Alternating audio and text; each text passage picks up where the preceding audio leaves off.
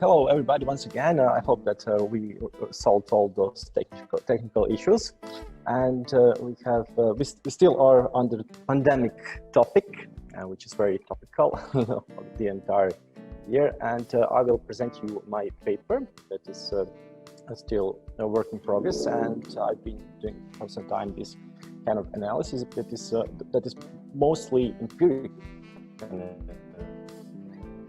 analysis, and reached to some point and I tried to combine a very efficient tool of moral communication with some other methodological approaches, like is critical discourse analysis, in order to try to summarize and to somehow put more light into what's happening in the media and public discourse during the pandemic in Croatia. So this is the unit of analysis, the Croatian public sphere. So for the beginning, just a second, I need to.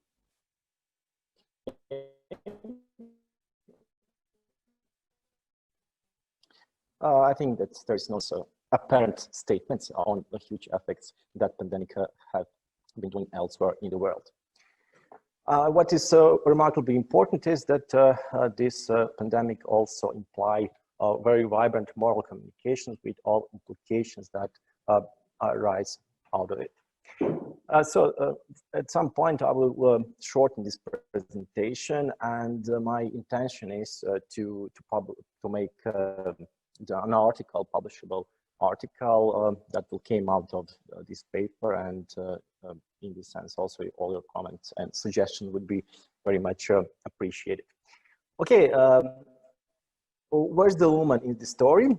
This is the usage of its a very specific conceiving of the moral communication, and this commonplace of as a distinction between esteem and disesteem, or respect and disrespect, that produces binary codes. So I have been in search for morally connotated binary codes or moral codes that appear in the public sphere. I think it's a very efficient tool that try, and I think that would really help me to link that with particular social actors and social structures. So we are not linking with Luhmann here anymore. It's more like a Foucaultian type of analysis when we try to unfold which are the power games and diverse interests that are using moral debate and moralizing the discourse over the pandemic. So very broadly, I used the critical discourse analysis approach, which is usually very broadly defined as anything that can uncover connections between speech, language, and discourse in general with particular social structures. But again, this is very important emphasis. Still, I'm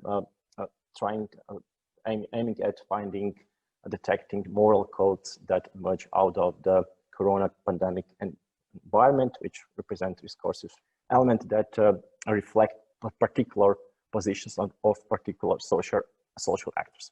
So when I defined this, and the next step, I needed to make very important methodological decisions, and here I have a serious headache, and still have, which source of media to analyze, whether that be mass media,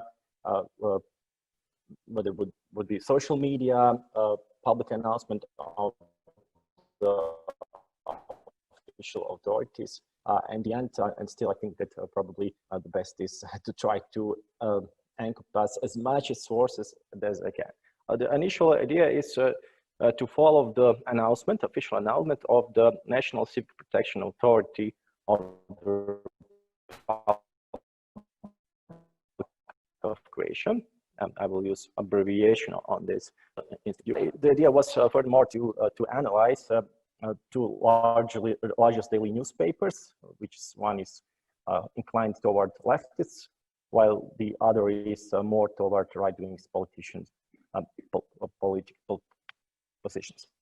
And besides, there's also very popular web portals, like one that is then again centered more towards left, and the other that is politically right. But during the analysis and as especially these online portals are basically provide you very short articles and often practically just overtake the statement that was of the authorities already published. And again, the issue is how to expand this analysis and other source of information. So how far did I go with my analysis, and what I managed to do until now is, for instance, periodization. I tried to, and post festum, I found several stages which are distinguished by the specific discourses that have changed over time. There are some very specific breakpoints that put some novel light or in short, there are very important and relevant social events that have been reflected in the discourse concerning pandemic. So the first stage is pre-pandemic, the second peak of the pandemic, the third one is the end of lockdown and pre-pulse period. The fourth I named as a wide opening, and the last, or the current one, we are still being into, just disappeared, but I think we need some more light, please, if I may ask you. Just put, okay, so now here again. And why I put this peak and the second wave into the brackets, because it's very relative. What the data basically show is that here's the graph that represents incidence of positive cases, COVID-19 positive cases in Croatia, starting from the middle of March until the current days. So when we see this frequency, and this is number, just to make it much easier, this is a number 100, 200 and slightly more than 300 cases per day. We see that basically the first wave is not so much not so many cases were registered there. Then we have a very almost a flat graph or long time, and then increase of the number. And I think that my periodization of these 5 stages to some point also is very suitable and reflect those numbers. Okay, very shortly, this pre-pandemic stage is was until the first case was registered. And there's the important stress here is that basically there weren't moral debate, and there wasn't moralization within this period. So because if you not have cases, or you not have the people, you need to be constantly morally provoked and to raise the feeling of guilty upon them, then the moralization is not in case. There basically no this esteem and disesteem kind of categorization and during the moral communication. Okay, the important date here is the February 25, when the first case was confirmed in Croatia. This picture below, maybe some of you can recognize this. This is very famous football match in the Champions League between Atalanta from Bergamo and Valencia. And in this context, the important information is that the first case has claimed to be on that match, and basically officially the COVID in Croatia was imported from Italy due to this match.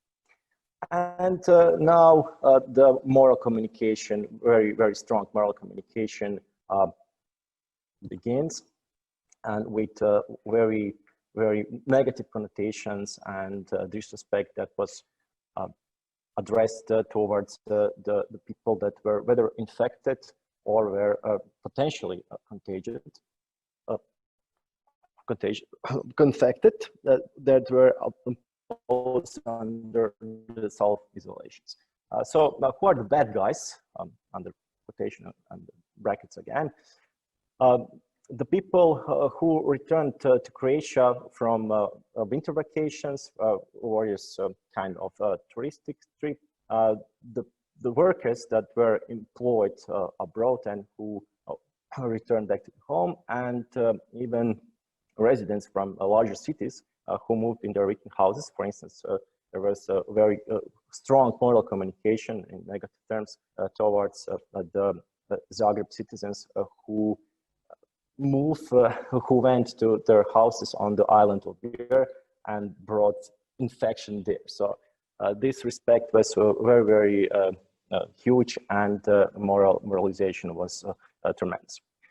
Okay, this paper is to some extent descriptive, although I would like to summarize all and get out some of this material, something, but okay, information with respect to that are very, very important.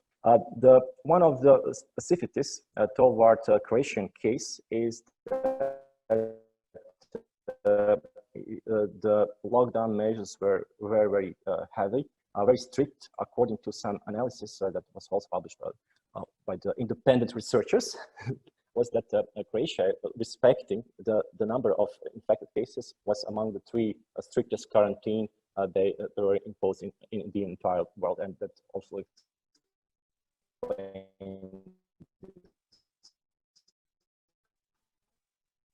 very low numbers within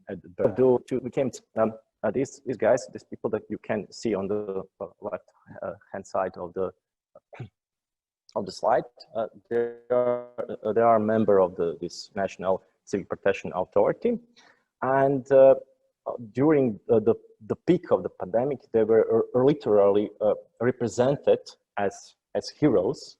They were good guys among the medical staff, members, employees in the supply chain, etc., who were active in that period.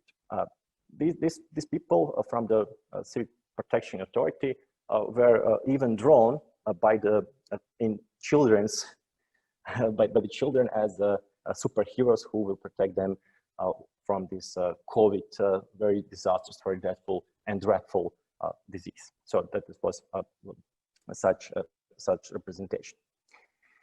So moral communication was very intensive, and it leads toward the moral disqualification and even stigmatization of people that were bad guys. And moral codes that I detected, and at least I conceive it as a moral codes, it's even bio-terrorists or bio-terroristic. That was also one statement of the lady from the National Ciil Protection Authority. Then we have, on the other hand, heroic. We have egoistic against empathic as one distinction, and responsibility and non-responsibility as a very important distinction. That is, I think, one of the codes that is probably the mostly used also currently. During that period, I will stay in that period, I will devote it much time, is also the phenomenon as the denunciation of neighbors and a very huge moral disrespect toward the people who were imposed and they needed to go to the self-quarantine. And it was a very interesting case of one peasant who were in the quarantine and broke the quarantine while trying to fertilize the soil in his land. And therefore, he was charged by 8,000 kuna. It's slightly more than 1,000 euro. It's Croatian standard. It's quite huge money. as a penalty because of breaking this rule. And there was more than 1,050 registered cases of breaking the self-isolation in this early stage of pandemic. Okay, this heroic discourse and this side of the moral code was even amplified and intensified because it was intertwined also with the horrible earthquake of 5.5 according to Richter that was recorded in Zagreb at the end of the March. So when we follow the media and all discourses that are around it, there's like very honorable terms according towards the people that was included, also civils in resolving the negative effects of also a catastrophic earthquake.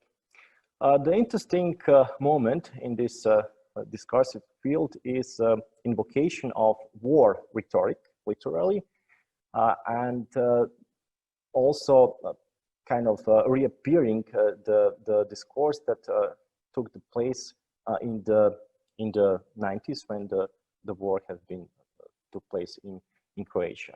So this is the one of the statements of the prime minister, former and current one, and we are in war with virus. So it's also a kind of indirect moral pressure that has been based upon the citizens. Okay, I will try to skip something because the time is running. What's interesting in this media field in public space, it was present a total marginalization of skeptical discourses, because as the people who claiming or try to diminish the size and scales of the pandemic and the threats was absolutely marginalized from the media. And what is interesting, and in my analysis, what came that only right-wing's media opened a certain space for such voices. So this gentleman in the photo, he's a very controversial TV speaker, and his TV show was occasionally even banned due to hate speech and such things. But he was one of the very few journalists, let's say, who opened some space to doctors who claim that Corona and COVID-19 is not dangerous, more danger than is that is flu. Okay, and here we also have another codes that have appeared from the skeptical side, let's say, from this type of observers, trustworthy and manipulated, and true and false. So as these are medical doctors, then this a kind of code specific to science also came into the play.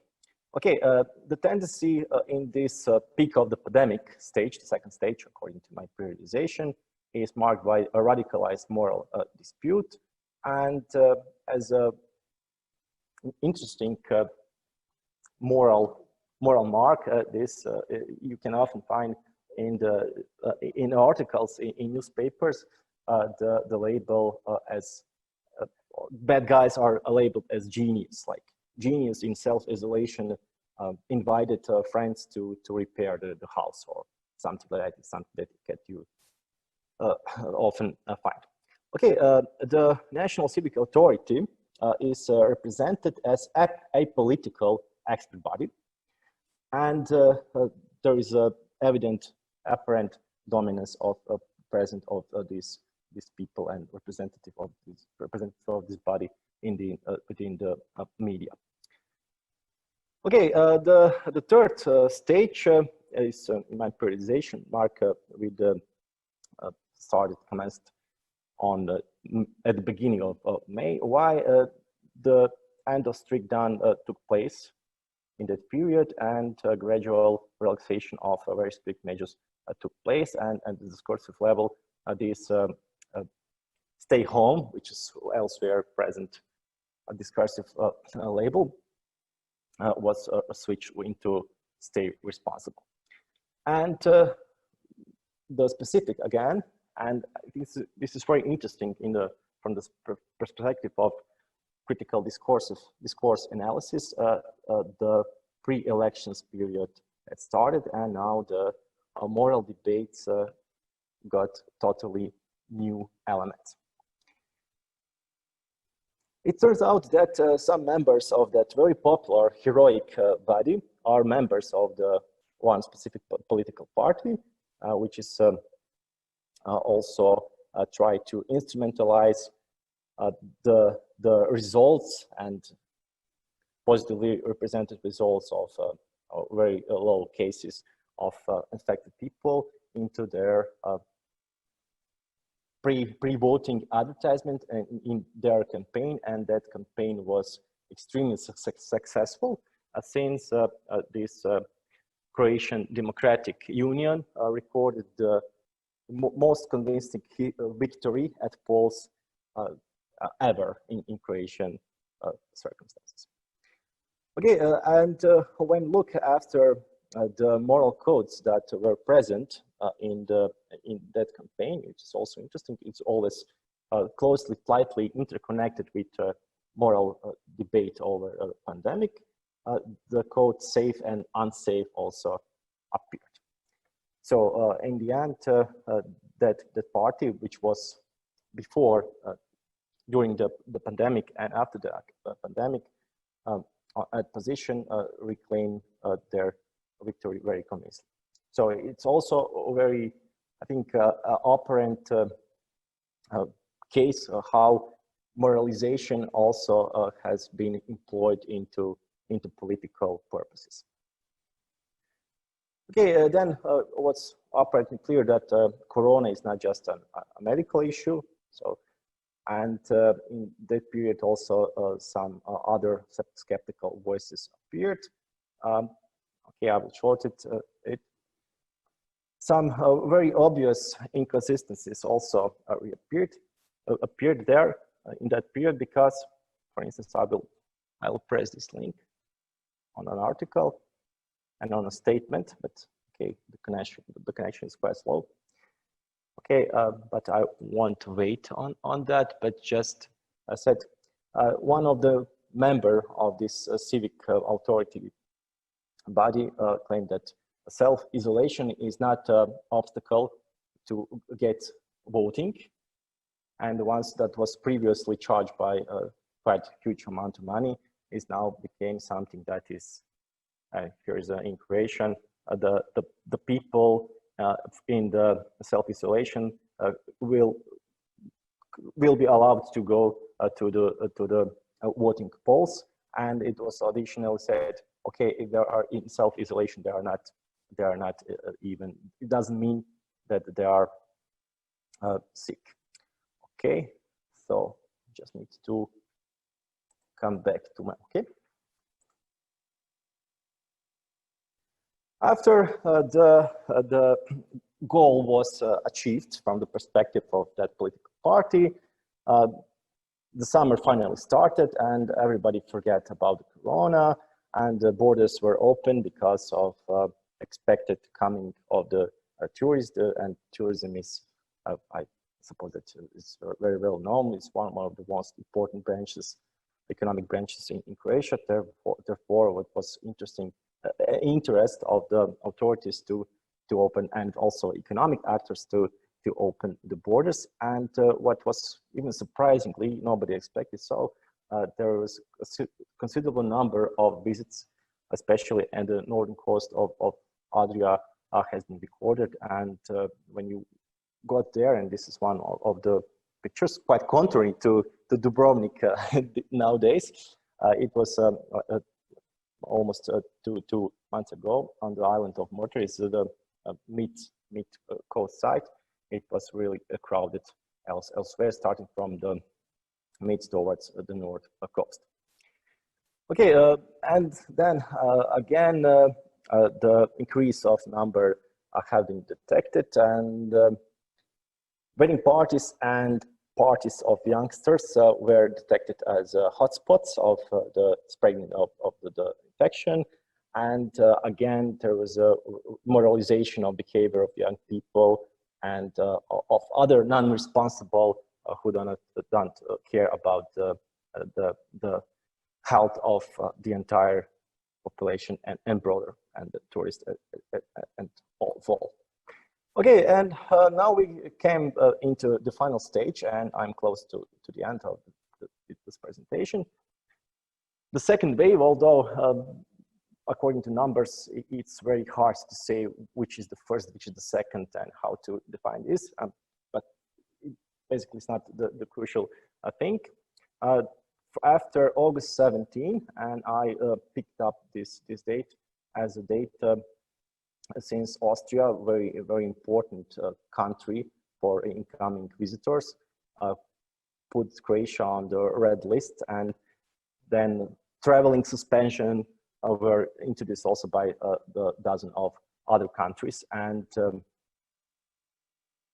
what's happening in Croatia is a kind of insecurity, how the autumn will look like, how the new school year will look like, how to organize plenty of things.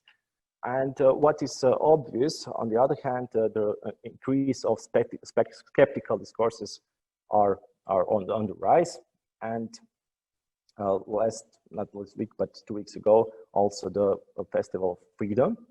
This was the banner of the anti-corona protest that was held in Zagreb. It gathered around, according to some information, official information, around 3,000 or 4,000 people.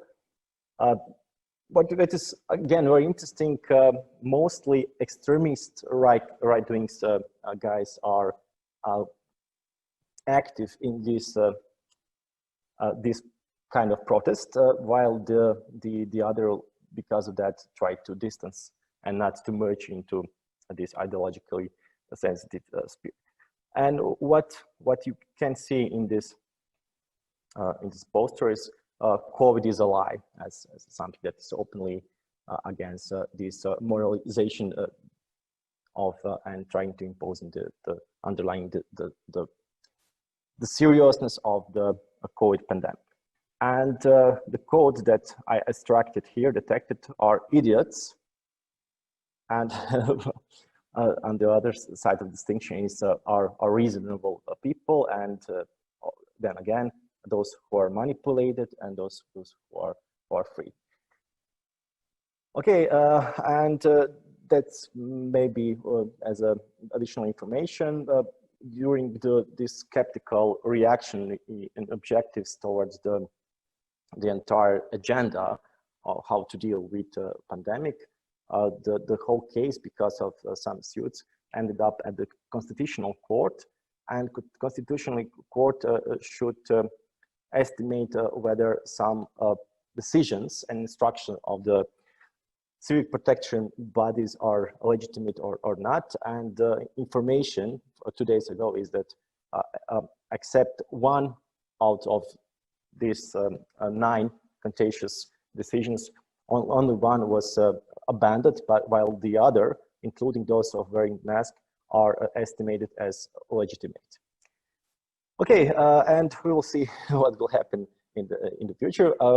According to my researcher's plan, it's to compile all this material, which is very huge, into a paper. And for myself, I estimate that this combination of and extracting one specific concept of moral coding and moral communication of Luhmann, combined with critical discourse analysis, can brought some more light into what's happening during this debate.